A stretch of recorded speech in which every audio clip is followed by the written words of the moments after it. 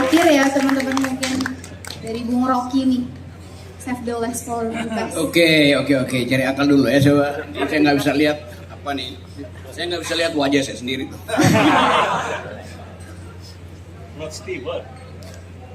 Kolaborasi diskusi interaktif. Nama apa tuh nama? Yang ke-6 kali. Oh, yang ke-6 kali. Oke. Kenapa yang kelima 4, 3, 2, 1 saya nggak ada? Ini udah sulit. Pragmatisme politik, sana sini urusan taktik. Bila tidak ingin dikritik, jangan berpolitik dengan cara-cara licik.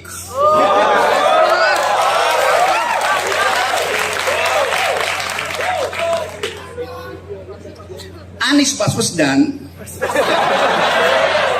saya sengaja ucapkan salah supaya kalian perbaiki. Anies adalah korban politik licik.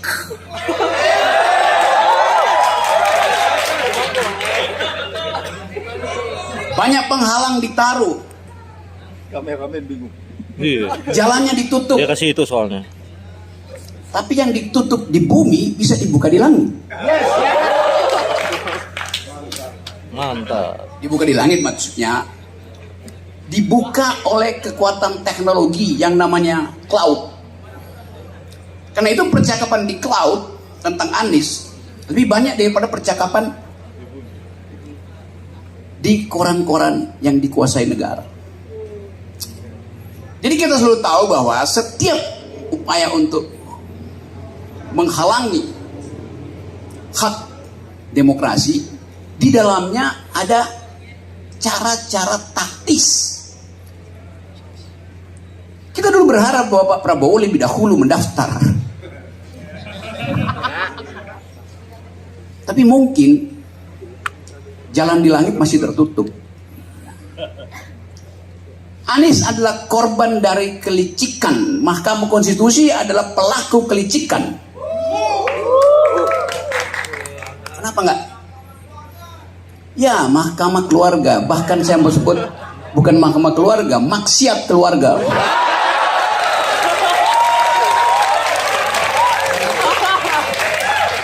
Saya terangkan di mana maksiatnya ya.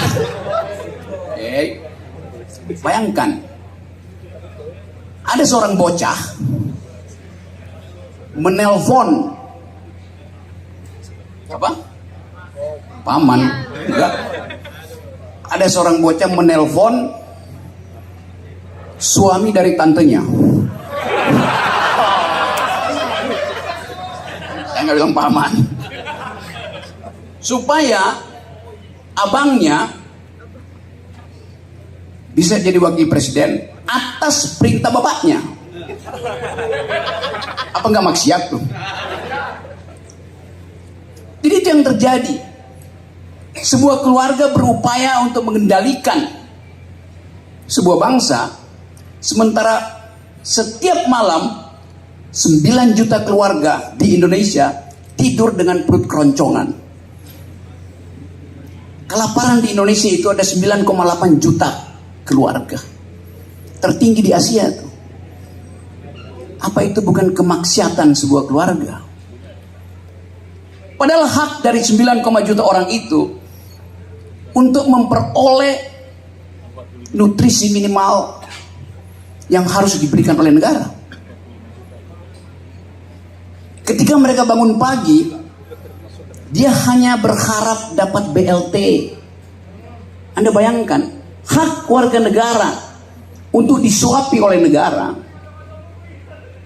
Begitu negara tiba di depan pintu rumah orang-orang miskin ini, di situ udah tersedia goodie bag. 1 liter minyak goreng, 5 kilo beras, dan ada wajah seseorang ditempel di situ. Apa itu bukan penghinaan?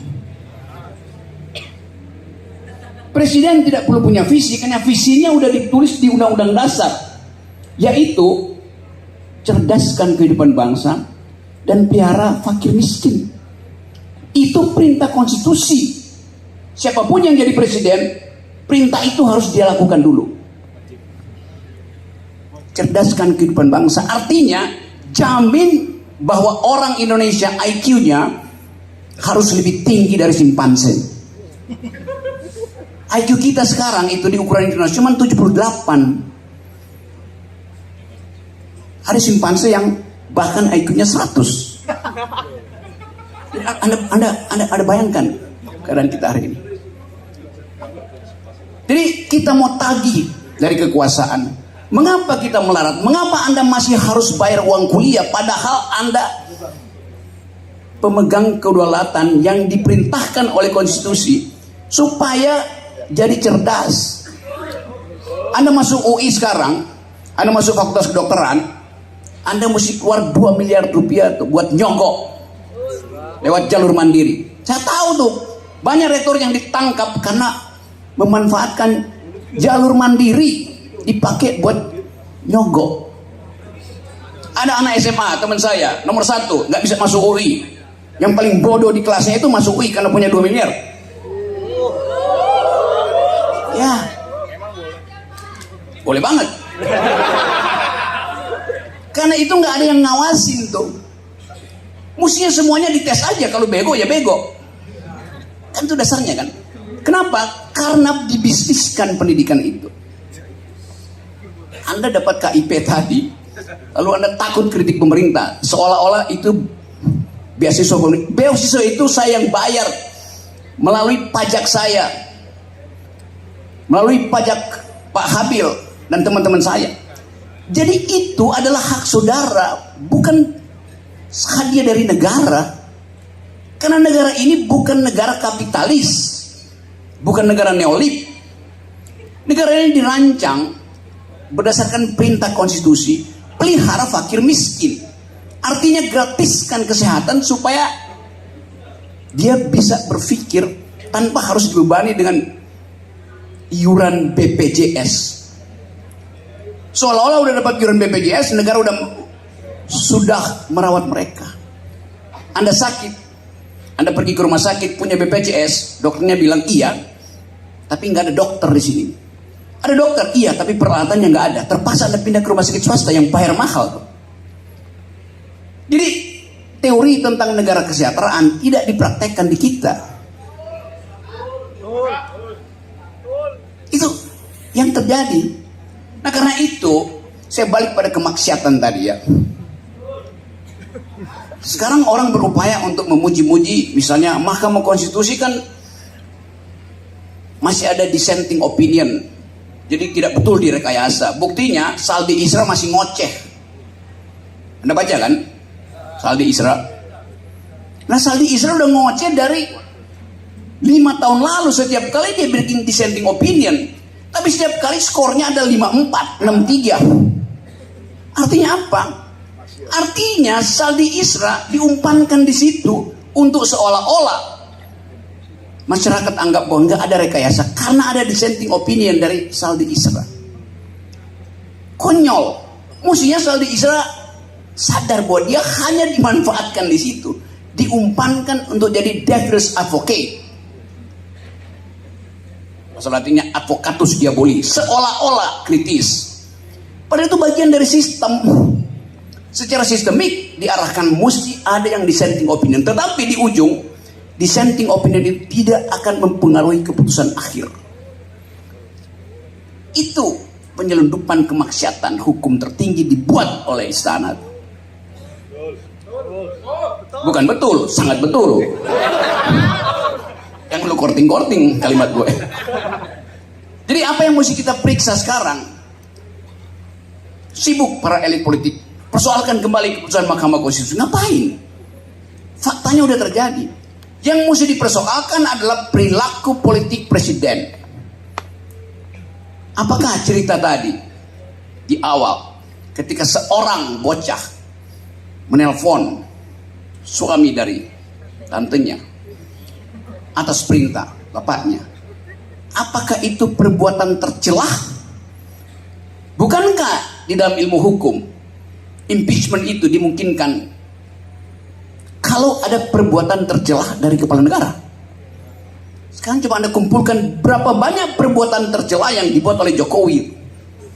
Rempang itu perbuatan tercela. mengakali Omnibus Law dengan menjadikan dia perpu, itu ada perbuatan tercela. Kan banyak betul perbuatan tercela. Jokowi intervensi dalam banyak kongres partai politik. Itu perbuatan tercela. Jadi teman-teman mahasiswa hukum, lakukan class action, nuntut bahwa dia sudah cukup bukti untuk di-impeach. Bukan karena kita dendam, tapi itu faktanya tuh. Kenapa 2 mahasiswa dari Solo bisa minta judicial review? Kenapa kalian tidak bisa presiden di-impeach? Lebih tinggi moralnya kalian. Coba lakukan itu. Jadi kita mesti lakukan radical break. Ada terobosan, diperlukan terobosan. Terobosan itu hanya datang dari pikiran intelektual, bukan datang dari pikiran finansial. Jadi, saudara-saudara, silahkan pikirkan bahwa ada peluang untuk mengimpeach presiden.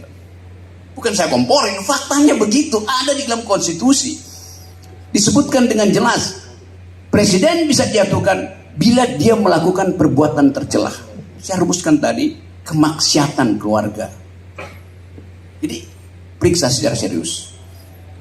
Supaya ada pembelajaran pada kita bahwa kita tidak diam melihat kemaksiatan-kemaksiatan yang bisa berlanjut. Itu pegangan saya, dan saya ingin malam ini ada diskusi di antara BEM menjelang demonstrasi besar-besaran 20 Oktober. Assalamualaikum warahmatullahi wabarakatuh.